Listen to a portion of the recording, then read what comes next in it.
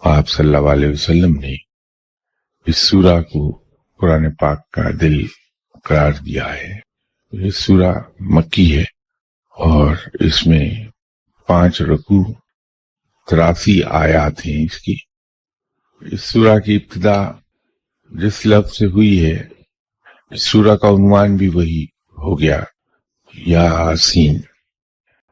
اس کے بارے میں علماء میں اختلاف پایا جاتا ہے کہ یہ لفظ ہے کیا، لیکن جو لوگ حروف مقطعات کا علم رکھتے ہیں اس کی انہیں سمجھ ہے، اللہ نے ان پر رحمت کی ہے اور وہ علم عطا کیا ہے۔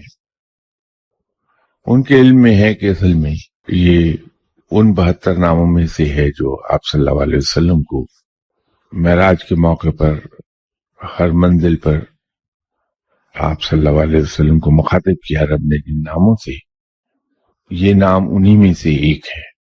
یہ لقب یا سید البشر آپ صلی اللہ علیہ وسلم کا ایک لقب ہے۔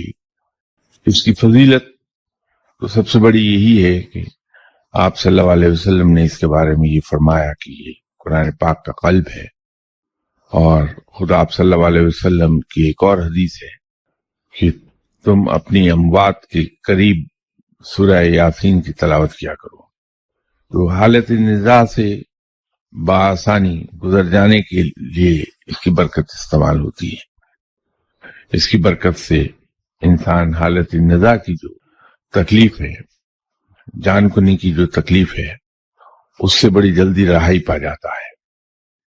اسی نسبت سے شدید مشکلات میں اگر اسے کثرت سے تلاوت کیا جائے تو رب تعالیٰ کے فضل و کرم سے، رب تعالیٰ کی مہربانی سے وہ مصیبت انسان کی یا ٹل جاتی ہے یا اس مصیبت سے انسان آرام سے گزر جاتا ہے۔